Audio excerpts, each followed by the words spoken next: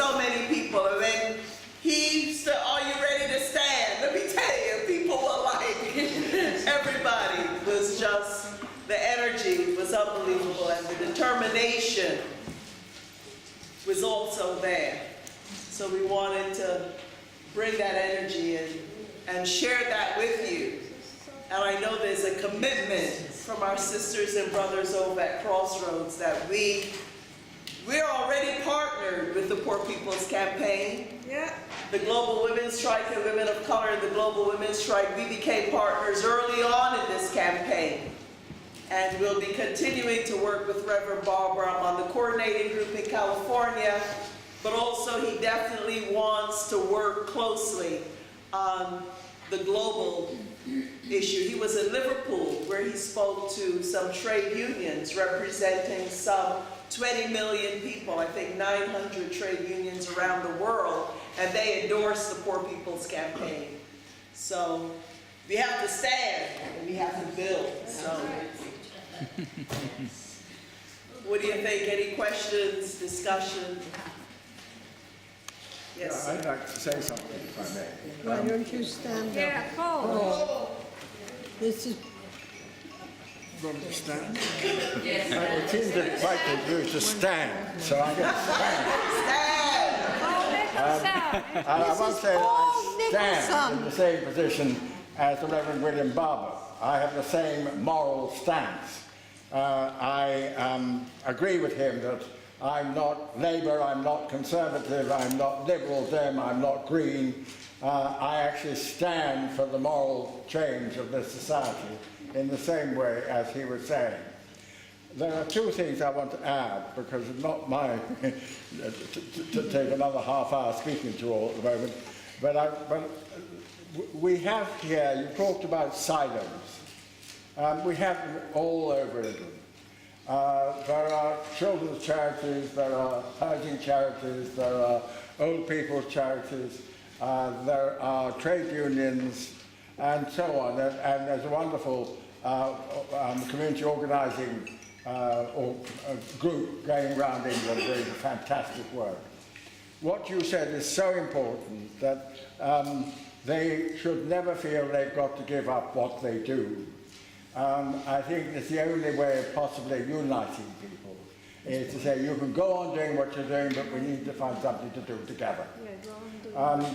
The other thing I want to say is that we must start now. I mean, we all know, because we all work with poor people, we all know that there are people who are hungry, there are people who are homeless. And tonight's the night, I think, when we start saying, whenever we meet these gaps, it's not right. We've got to start saying quite bluntly, quite clearly, it is not right. It is not right indeed.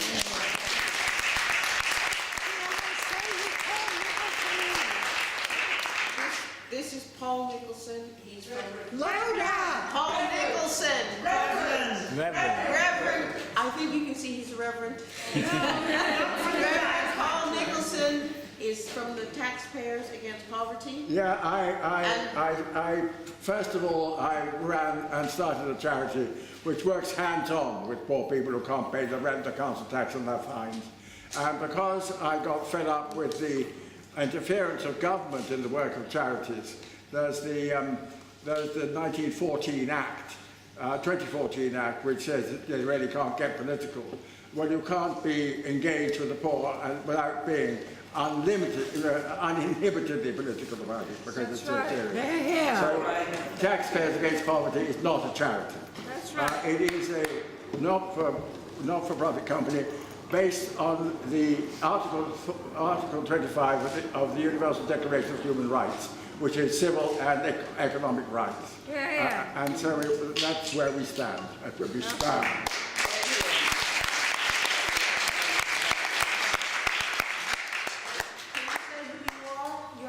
Yes, my name is Jenny Shearer, and I'm a member of Rising Up, which is an environmental campaign.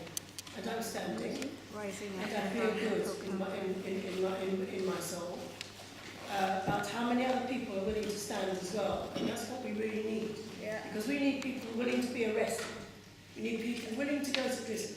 We don't want to hear you speaking about it, we want to hear you doing it. And that's because we've got a very short space of time. We've got maybe 10 to 15 years before the breadbaskets of the world start to be affected by the environment.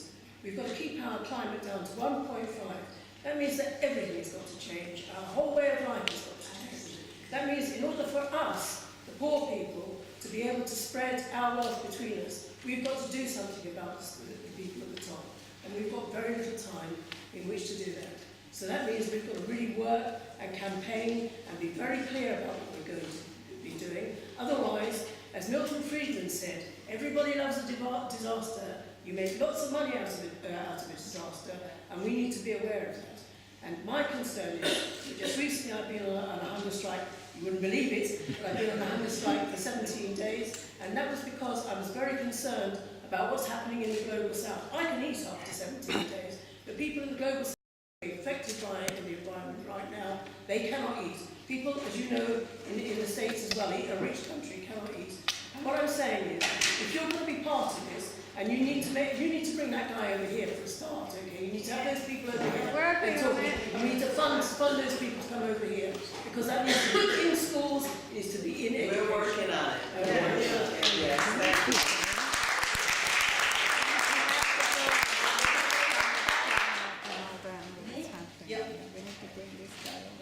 I'm Micheline Mason. I'm a part of many things, including London.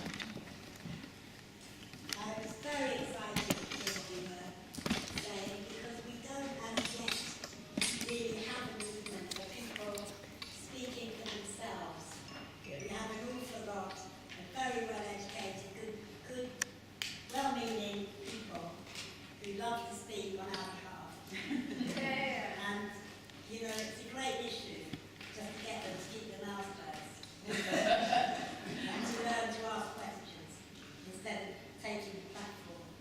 But one thing I wanted to say, what I was I thought was missing, was disabled people. I didn't hear you mention disabled people.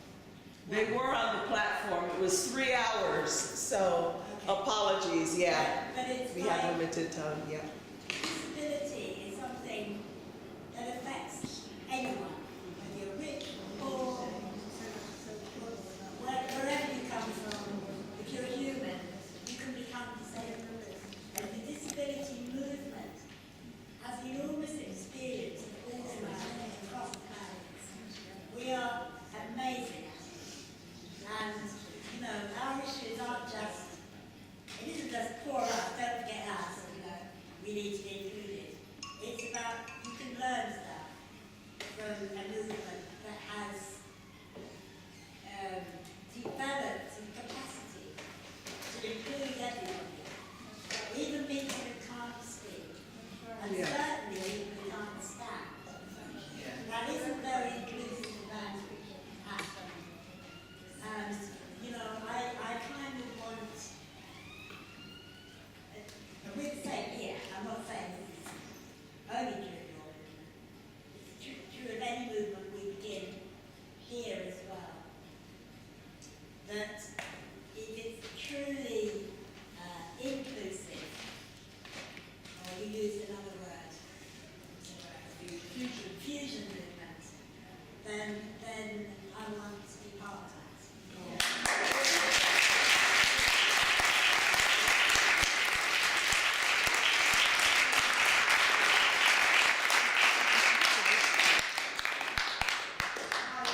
Hi, I'm Claire from Invisible. Micheline and I have known each other for many, many decades. You need to speak up, Claire. Micheline and I have known each other for many decades. Just to follow on from that, I think, you know, obviously there is a language thing, you know, about stand, sit and roll. But, you know, that's what we need to put forward, you know, for it to get taken up. And you know, you can't talk about people being deprived of healthcare without taking disability and ill health into account. It obviously follows from that. So I wouldn't say it's absent. I think it's It's just that it needs to be, you know, just the words need to be there a bit more. And obviously Reverend Barber himself is a disabled man. And I think also that, you know, I'm very encouraged that some of the disability groups are getting more international and more anti-racist. So I think that's been missing a long time. You know, for example, I know Disabled People Against Cuts is organising against the UK government. Like, the UK government has been denounced for its horrendous treatment of disabled people in terms of benefits and in terms of support and other welfare provision. And I think it's the Office for International Development is doing a whole PR thing about how the UK government is leading the way in financially supporting projects in Uganda, Bangladesh and elsewhere, and being a beacon of disability progressiveness. And it's such blatant propaganda, and Disabled People Against Cuts and others are mobilising against that. And I want to see more internationalism, more anti-racism in the disability movement. Thank you.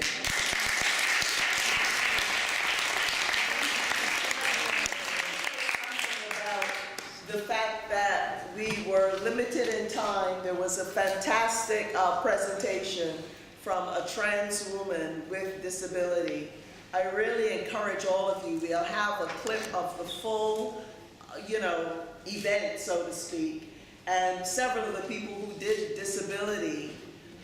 civil disobedience were in wheelchairs. There were a number of people with disabilities who are actively participating. And I think Reverend Barber, as you said, who himself has a disability, his reference to stand, I don't think, he didn't mean you physically stand up, physically. He just means you confront, and really stand for justice in that way, as opposed to just the physical act of standing up. I just wanted to clarify that. Yeah. Absolutely.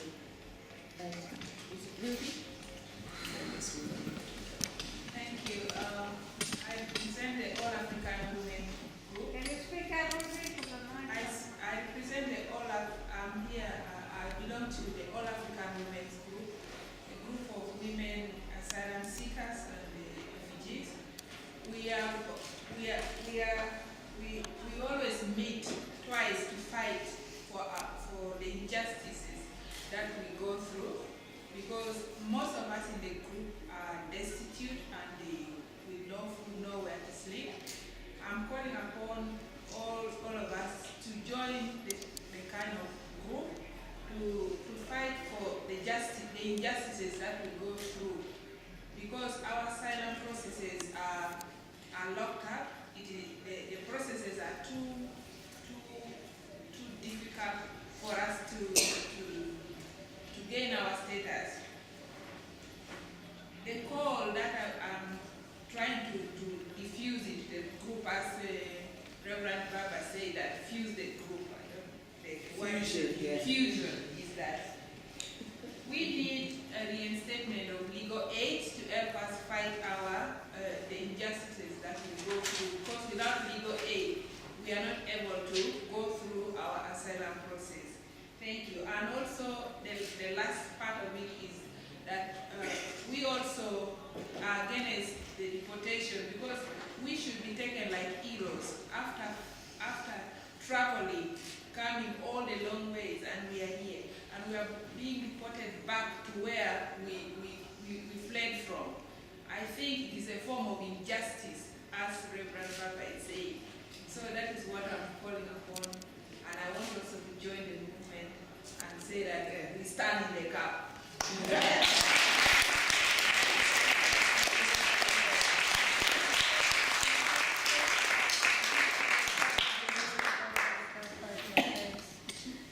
I won't stand up, I hope you don't mind, and that is through an invisible disability. I can walk perfectly well, but I can't stand up safely for very long.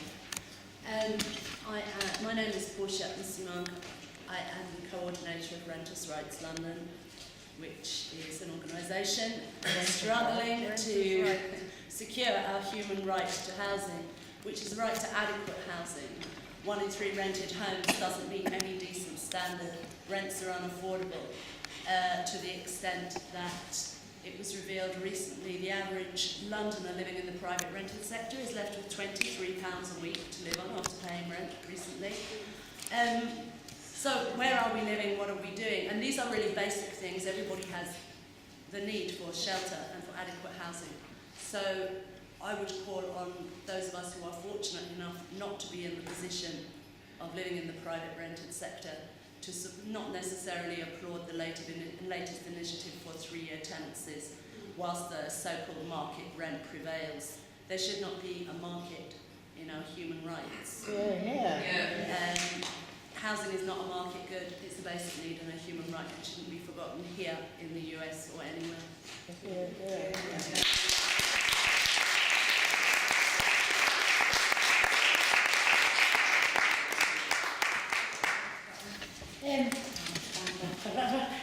I'm Mission Kane and obviously I'm here representing... Speak slowly. I'm going to time limit, come on, stop. Please, otherwise we can't understand. I'm going to get sick. We are got the pleasure in knowing these wonderful women. We're from Scotland and we fight for our children. And our children can't look after their children.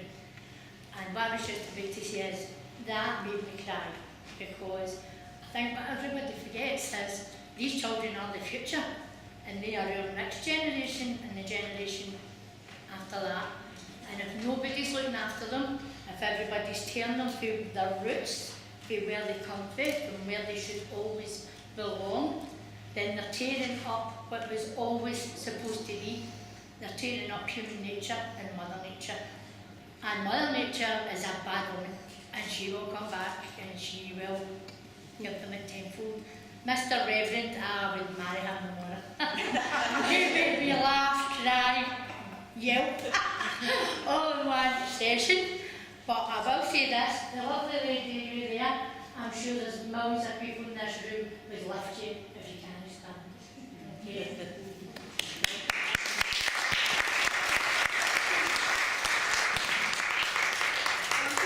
Margaret, asked a fantastic speech. Thank you, Margaret, and wonderful to hear those speeches.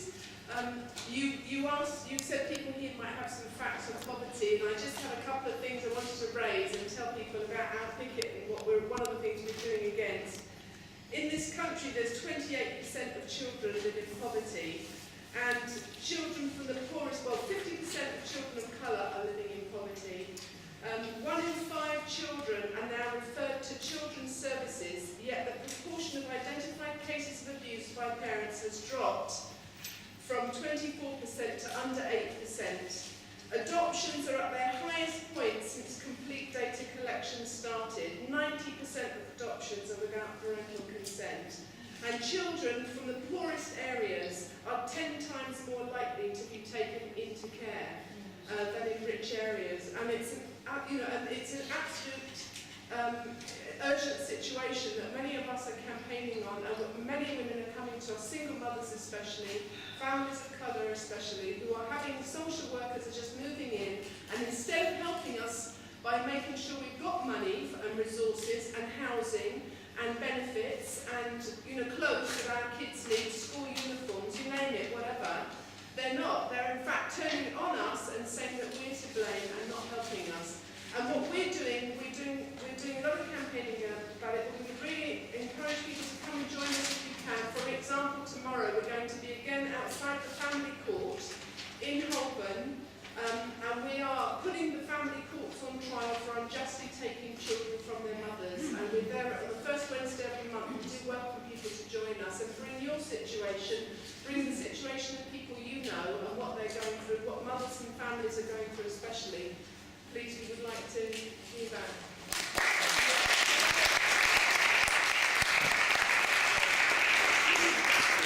I don't want to be a party pooper, but the men will start to want us to leave the room at about 4 or 5 minutes to 9. So I just because I want you to just finish it properly and in a way that you feel good about it, rather than with people kind of hammering at the door and getting very grumpy. Thank you. Well, we appreciate you. Thank you for that. Can I just say quickly? Sorry, can I ask Lynn if she'll have a few words for us about what your impressions are of what you've seen tonight? Well, can I say that I am really grateful? Sorry, can you introduce yourself properly as Okay. Okay, my name's Lynn Brown. I am one of the shadow ministers in John's team. John works massively hard. Every minute that is given to him, he works. And this morning, he said he was going to be here this evening, rather than watching the football match. And I was copyright. And there was no way I could let him do that. So he's gone to watch the football match, but I have to say that I think You got the better deal. but I think I've got the better bit of the deal. So I am grateful to you for the amazing, uplifting evening I've had, for the stories and the inspiration that I've been given.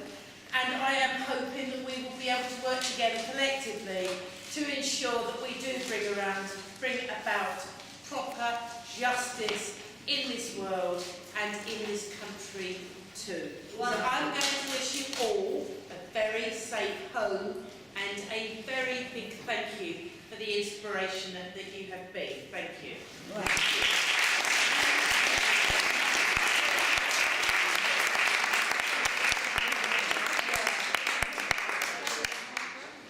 Okay, I think we have to be out, right? So. Yeah, but cannot people just have 1 minute each? There were two people with their hands raised, Sam and Ruth. Yeah, but I wanted All to right, say. Is there anybody else? And Robin. And Robin. Keep But it to 1 minute. Keep though. it to 1 minute, but I also wanted to say to Kay that it's very important that we collect this kind of data that you mentioned. Reverend Barber and they needs it urgently. We have okay? it, we have it. All right, great. Yeah, I just wanted to quickly mention one of the things which I know the Poor People's Campaign has been talking about has been the prison industrial complex in the United States. But I wanted to mention particularly there are all kinds of people in the United States who are in solitary confinement, and people believe that it is not something that happens in the UK. Well, I'm afraid that's just a lie. We are working with a man, Kevin Thakra, a man of colour, in the UK, who has been in solitary confinement for 8 years.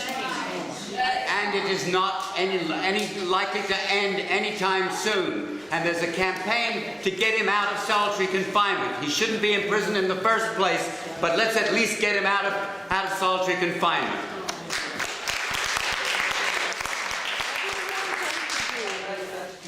We're getting a letter together to write to the MPs and to the Home Office and to the Secretary of Prisons, or whatever they call it.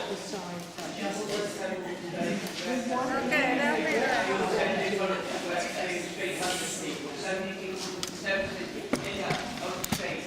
And discussed me about things not getting housed and anything, and it's there is never a record kept of how many people die of the cold or die on the streets. There is no number kept, so there are absolutely nobody. People who live on the streets have services, have lived all their life, have worked, and need a bloody home. And sorry, I'm saying that, but I feel so passionate about it.